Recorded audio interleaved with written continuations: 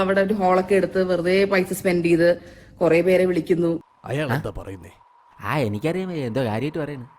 വിളിക്കുന്നു, അവരവസാനം വരുന്നു, അവരവസാനം കൊച്ചിനെ എടുത്തോണ്ട് പോകുന്നു, തിരിച്ചു തരുന്നില്ല. ഇത് സന്തോഷമുള്ള രാത്രിയാണ് ആണല്ലോ.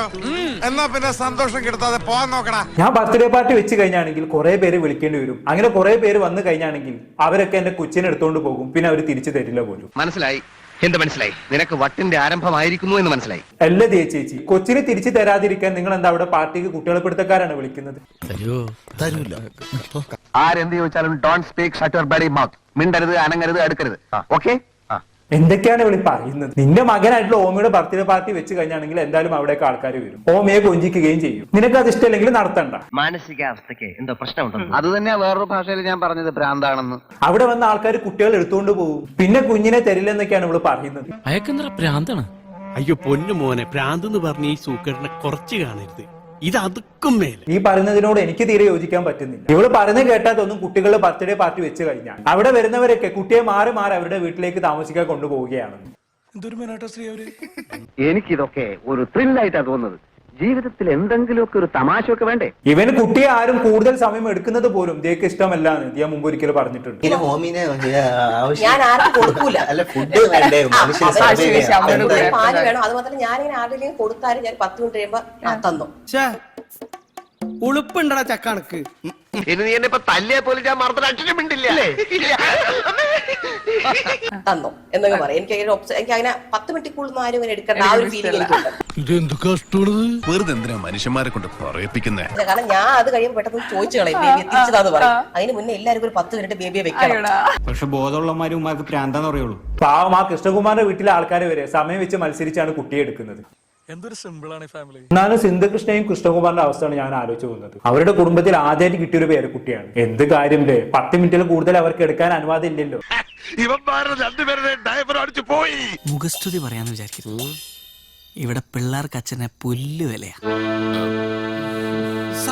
ഇതുകൊണ്ടൊക്കെ തന്നെയായിരിക്കും ചിലപ്പം ബർത്ത്ഡേ പാർട്ടി വെക്കാത്തത്. കുറെ ആൾക്കാർ വരുമ്പോൾ ടൈമർ വെച്ച് കുട്ടിയെ ഓരോരോ ആൾക്കാർക്ക് കൊടുക്കാൻ ഭയങ്കര ബുദ്ധിമുട്ടായിരിക്കുമല്ലോ.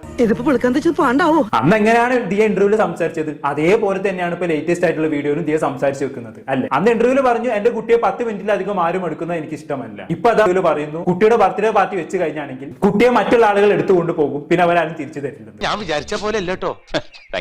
മന്ദബുദ്ധിയല്ല. അങ്ങനത്തെ ഒരു സിറ്റുവേഷൻ ഒക്കെ വന്ന് വെറുതെ ഒരു കോലാഹലം വേണ്ട. കുഞ്ഞിനും അവന് എത്രയെന്ന് പറഞ്ഞ ഓർത്തിരിക്കാൻ അവനിത് ഓർമ്മയൊന്നും കാണത്തില്ലല്ലോ. അത് നല്ല വിചാരമായി പോയി. ജീവിതത്തിന്റെ അർത്ഥം എന്താണ്? അതാണ് എന്റെ ചോദ്യം. Life is nothing but A celebration of events. നമുക്ക് കിട്ടിയ ഈ ജീവിതം പരിപൂർണമായി ആഘോഷിക്കുക. പക്ഷെ ഇതിപ്പോ ആകുമ്പോഴത്തേക്കും നമ്മള് എന്താ പറയാ, എല്ലാവരും വന്ന് കഴിച്ച് ഫോട്ടോ ഒക്കെ എടുത്ത് പോയിട്ടേ നമുക്ക് ഇറങ്ങാൻ പറ്റത്തുള്ളൂ. അപ്പൊ എനിക്ക് അത് ആലോചിച്ചപ്പോ തന്നെ ഞാൻ ട്രോമറ്റൈസ്ഡ് ആയി പോയി. അതുകൊണ്ട് ഇപ്പൊ എന്താ കഷ്ടം. ബേബി ഇച്ചിരി വലുതായിട്ട് വെൻ ഹി റിമെമ്പേഴ്സ് ഓക്കെ അവന്റെ ബർത്ത്ഡേ ഇപ്പൊ അവന് വേണ്ട കേക്ക് അങ്ങനെ വേണം, അവനെ ടോയ്സ് അങ്ങനെ വേണം എന്നൊക്കെ പറയുമ്പോ നമുക്ക് അഫ്കോഴ്സ് അങ്ങനെ ചെയ്തു കൊടുക്കാൻ പറ്റും. ഇതല്ലോ റീസണാ സാർ. അതൊക്കെ 300 കിലോമീറ്റർ ഡിസ്റ്റൻസ്. എല്ലാരെയും വിളിച്ച് അവനൊരു ഗിഫ്റ്റ് ഒക്കെ കിട്ടട്ടെ, എന്റർടൈൻമെന്റ് ആവട്ടെ എന്നൊക്കെ വിചാരിക്കാം. പക്ഷെ ഇതിപ്പോ എല്ലാരും ഗിഫ്റ്റ് കൊണ്ട് വന്നാലും അവ അത് മൈൻഡ് പോലും ചെയ്യത്തില്ല. This is wrong. கொஞ்சம் லாஜிக்கலா திங்க் பண்ணு രമേശ. എന്തിനാ വെറുതെ ഇത്രയും കോംപ്ലിക്കേഷൻസ്?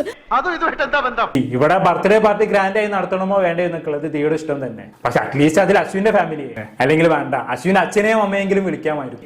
നമ്മൾ തമ്മിൽ വേണോ വെച്ചു? നീ എന്നെ കൊച്ചാക്കി കളഞ്ഞു.